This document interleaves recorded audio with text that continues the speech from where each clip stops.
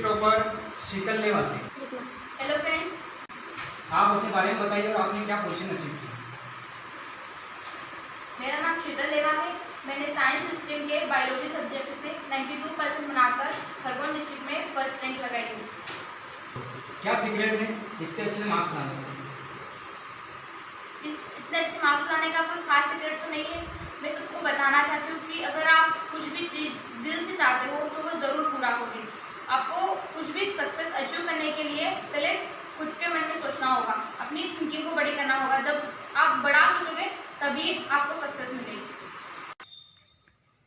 शीतल, मैं उस दिन के बारे में जानना चाहता हूँ जब आपका रिजल्ट आया, आपका क्या रिएक्शन था, आपने कैसा फील किया? उस दिन रिजल्ट देख के मतलब बहुत सरप्राइज हुई, खुशी भी बहुत हुई, क्योंकि वो मेरी मेहनत का परिणाम था। मैंने पूरे साल मेहनत की थी, जी जान से मेहनत की थी, तभी इतना अच्छा रिजल्ट आया है और मुझे अपनी मेहनत का ही फल मिला है। तो बहुत खुशी हुई और मेरे घर में मेरे पेरेंट्स उससे ज़्यादा खुश हुए और उनकी खुशी देखकर मुझे बहुत प्राउड फील हुआ कि वो मेरी वजह से इतने खुश हैं। शीतल, आपका टारगेट कितना था और क्या आपने सोचा था कि मैं कभी डिस्ट्रिक्ट टॉप करूँगी? मेरा टारगेट तो 94% का था, क्योंकि मैंने 10th में 93 बनाए थे और मेरा ऐसा मानना है कि हमेशा कुछ बड़ा सोचना चाहिए।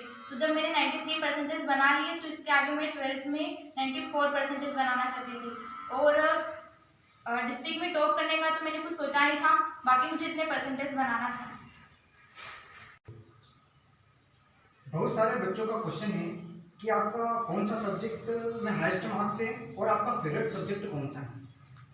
ऐसे मुझे पढ़ने में तो सारे सब्जेक्ट अच्छे लगते हैं, मतलब मैं बहुत रुचि से उन सारे सब्जेक्ट की स्टडी करती हूँ और हाईएस्ट मार्क्स देखा जाए तो मेरे केमिस्ट्री में पूरे 100 आउट ऑफ 100 आए हैं। जो मेरा एक ड्रीम था, मतलब एक टीचर ऐसे थे जिन्होंने मुझे बोला था कि कोई केमिस्ट्री में इतने नंबर ला नहीं सकता है, तो मैं लाना चाहती थी। मेरे मन में एक इच्छा थी कि मैं भी पूरे के पूरे मतलब 99 नंबर लेके आऊँ। मैंने सोचा था 99 का, बट मेरे आए हैं 100। इस बार सोचा वो हुआ और उससे भी ज़्यादा अच्छा हुआ। आपसे कुछ और बच्चों का क्वेश्चन है जो कि जानना चाहते हैं कि आपका शेड्यूल कैसा था, आप कितने आवर स्टडी करते थे दिन में? मेरा मानना ये है कि जब तक हम अच्छा शेड्यूल नहीं बनाएंगे हम अच्छी तरीके से स्टडी नहीं कर सकते हैं। तो मैंने अपना शेड्यूल बनाया था, रेगुलरली उसे फॉलो किया और मैं बच्चों को बताना चाहती हूँ कि अगर हम रेगुलर रहेंगे तभी हमें सक्सेस मिलेगी या कुछ हम अचीव कर पाएंगे। तो मैं अपना शेड्यूल बताती हूँ आपको। मैं 7 शाम के टाइम स्टडी करना पसंद करती थी, तो मैं 7 बजे से स्टडी स्टार्ट करती थी।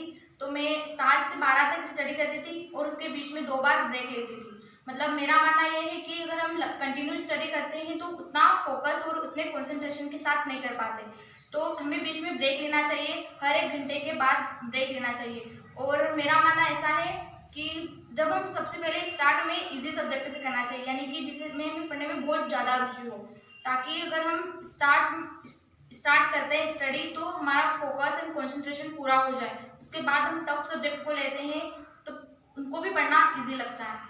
तो मैं सबको यही बताना चाहती हूँ कि आप जब भी पढ़ाई करें तो अपना एक शेड्यूल बनाएं, रेगुलर स्टडी करें और जो सबसे पहले इजी सब्जेक्ट हैं उन्हें स्टार्ट करें। ये पढ़ने के लिए बहुत सारी बुक्स होती है, आपने कौन सी बुक्स का यूज़ किया है और क्या वो सफिशिएंट है?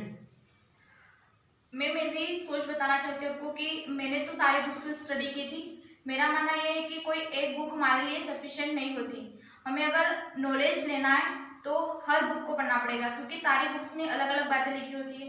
तो मैं सबको ये बताना चाहती हूँ कि आप बहुत जितनी हो सके उतनी ज़्यादा बुक्स पढ़ें, हर तरह का नॉलेज लें। क्या आपको कोई सा सब्जेक्ट टफ लगता था, आपने उसको इजी कैसे किया? हाँ, ऐसा है कि जब मैंने साइंस सब्जेक्ट लिया तो स्टार्टिंग में मुझे फिजिक्स थोड़ा टफ लगता था। मतलब ऐसा लगता था कि क्या पढ़ रहे हैं, मतलब कुछ थोड़ा बहुत समझ में नहीं आता था। फिर मैंने सोचा कि ऐसे कैसे बाकी सब्जेक्ट तो बहुत इजी है, समझ में आ जाते हैं, तो फिजिक्स क्यों नहीं आता।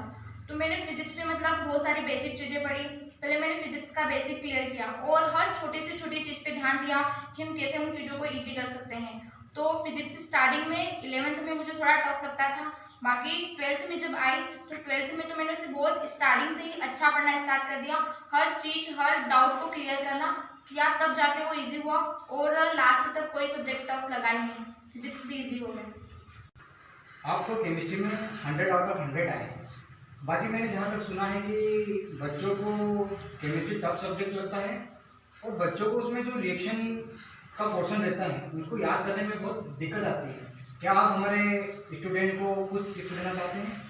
सबसे पहले तो मैं ये बताना चाहती हूँ कि कोई भी सब्जेक्ट टफ नहीं होता, बस हमारे मन की थिंकिंग होती है कि वो टफ है, हमें समझ में नहीं आ रहा है। अगर आप सच रियली उसे सीखना चाहते हो तो वो आपको बहुत ईजी लगेगा। केमिस्ट्री में पूरे 100 आउट ऑफ 100 आए। इसका मैं बताना चाहती हूँ कि रिएक्शंस हमें ना उनको बनाते कैसे वो सीखना पड़ेगा। पहले तो आपकी बेसिक चीज़ें सारी क्लियर होना, जैसे कि फार्मूले। अगर आपको फार्मूले ही नहीं आते तो आप रिएक्शन कैसे करेंगे? तो सबसे पहले तो रिएक्शन की पूरी बेसिक चीज़ें याद कीजिए, जैसे फार्मूले, केटाइन क्या है, विनाइन क्या है। इस तरीके से हर बेसिक चीज़ को क्लियर करना पड़ेगा और आपको देखना पड़ेगा कि रिएक्शन बनी कैसे है। रिएक्शन अगर डायरेक्ट हम रट्टा माने जाएंगे, उसको डायरेक्टली पढ़ेंगे तो नहीं होगी।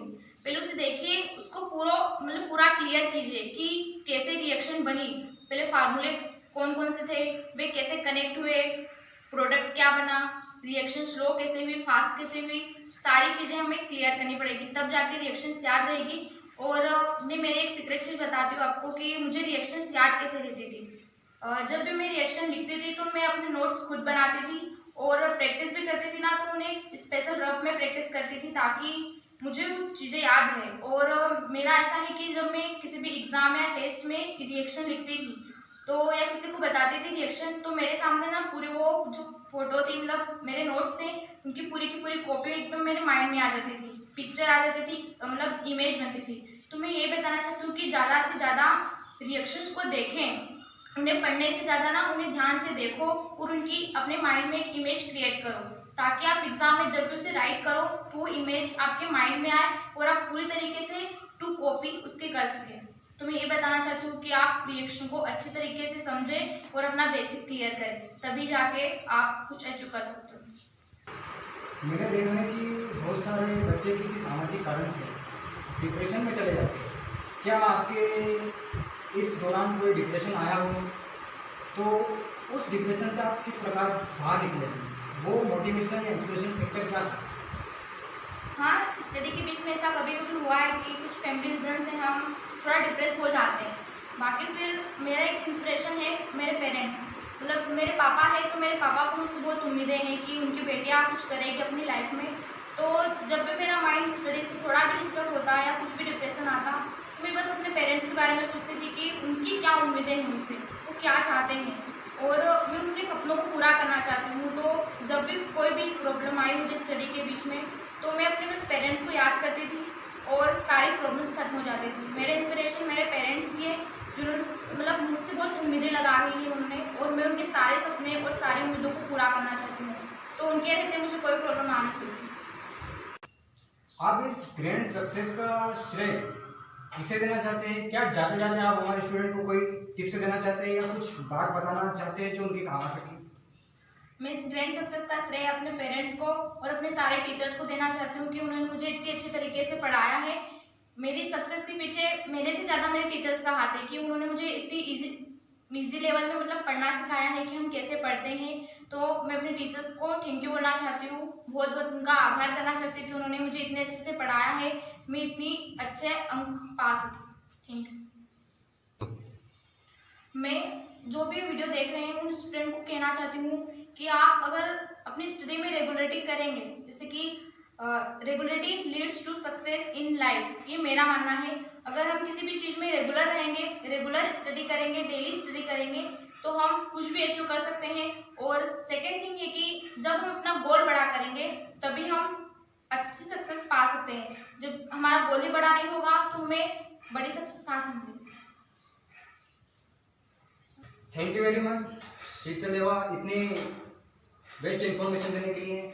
मैं आप जो स्टूडेंट सुन रहे हैं उनको कुछ इन्फॉर्मेशन देना चाहता हूँ। आने वाले समय में हमारे यूट्यूब चैनल पे आपको शॉर्ट वीडियो हर सब्जेक्ट के मिलेंगे, तो हमारे चैनल को लाइक करें, सब्सक्राइब करें और शेयर करें।